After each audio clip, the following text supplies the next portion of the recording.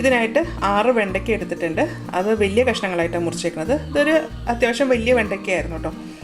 ഇനി വേണ്ടത് പച്ചമുളക്, അതൊരു 3 എണ്ണം വട്ടത്തിലരിഞ്ഞത്.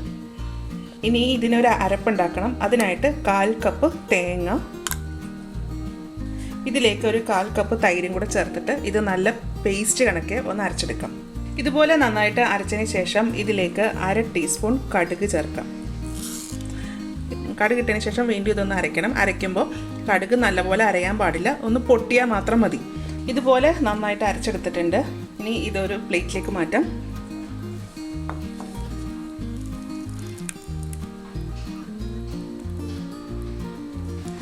ഇതിലേക്ക് കുറച്ചും കൂടെ തൈര് വേണം. അപ്പോൾ ഞാൻ ഈ സെയിം മിക്സിയുടെ ജാറിലേക്ക് തന്നെ ഒരു 1/4 കപ്പ് തൈരും കൂടെ ഒഴിക്കണേണ്.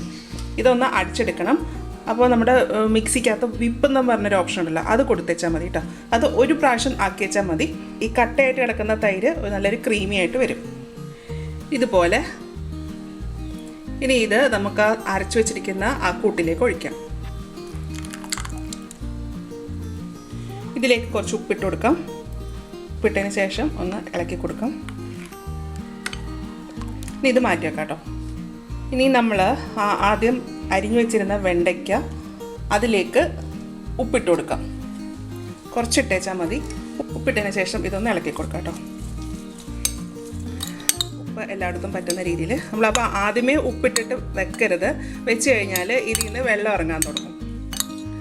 വെണ്ടയ്ക്കയുടെ വെള്ളം കണ്ടിട്ടില്ല, ഇങ്ങനെ നല്ല വഴുവഴുപ്പായിട്ടുള്ള ഇതാണ്. അപ്പോൾ നമ്മൾ വറക്കുമ്പോൾ അതത്ര ശരിയാവത്തില്ല.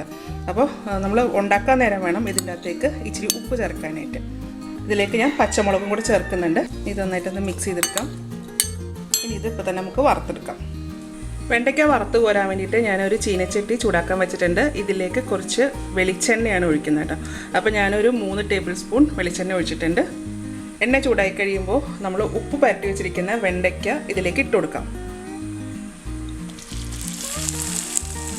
2 മിനിറ്റ് നേരത്തേക്ക് ഇത് ഇതുപോലെ എണ്ണയിൽ ഇങ്ങനെ കിടക്കട്ടെ. അതിന് ശേഷം ഇതൊന്ന് ഇളക്കി വെച്ചാൽ മതി. ആദ്യമേ തന്നെ ഇളക്കുവാന്നുണ്ടെങ്കിൽ ഇതങ്ങ് കുഴഞ്ഞു പോകും. ഇനി ഇത് ഇളക്കാം.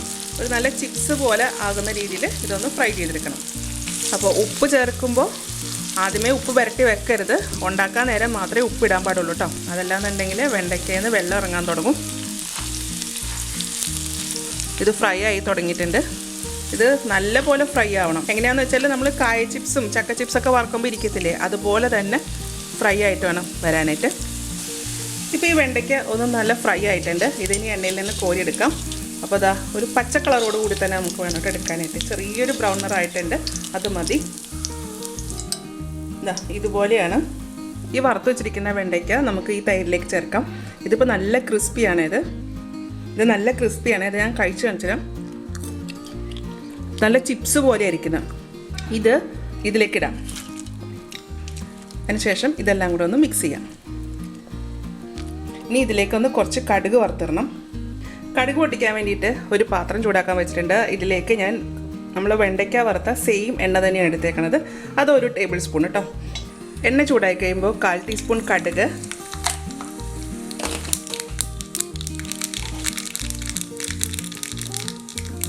കടുക് പൊട്ടിക്കഴിയുമ്പോൾ ഒരു ഉള്ളി, ഒരു വറ്റൽമുളക്,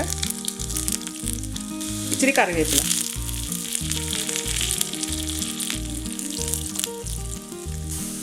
ഇത് ഈ പച്ചടിയുടെ മുകളിലേക്ക് ഒഴിക്കാം.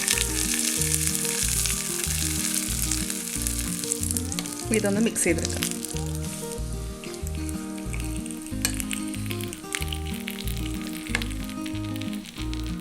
ഇപ്പോൾ വെണ്ടയ്ക്ക പച്ചടി റെഡി ആയിട്ടുണ്ട്. ഇത് നമ്മൾ മിക്സിയിൽ അരച്ചതിന് പകരം കല്ലയിൽ അരയ്ക്കുകയെന്നുണ്ടെങ്കിൽ കുറച്ചും കൂടെ ഒരു നല്ല ടെക്സ്ചർ ആയിരിക്കും ഇതിന് വരുന്നത്. അപ്പോൾ ഇതുപോലെ ഒന്ന് ഉണ്ടാക്കി നോക്കുക. ഉണ്ടാക്കി നോക്കിയിട്ട് ഇതിൻ്റെ അഭിപ്രായം എൻ്റെ കമൻറ്റ് ബോക്സിൽ ഇടുക. എൻ്റെ ചാനൽ ആദ്യമായിട്ടാണ് കാണുന്നതെങ്കിൽ സബ്സ്ക്രൈബ് ചെയ്യുക. വീഡിയോ ഇഷ്ടമായെന്നുണ്ടെങ്കിൽ ലൈക്ക് ചെയ്യുക, ഷെയർ ചെയ്യുക. അപ്പോൾ ഇനി അടുത്ത ദിവസം അടുത്ത റെസിപ്പി ആയിട്ട് കാണാം. Thank you.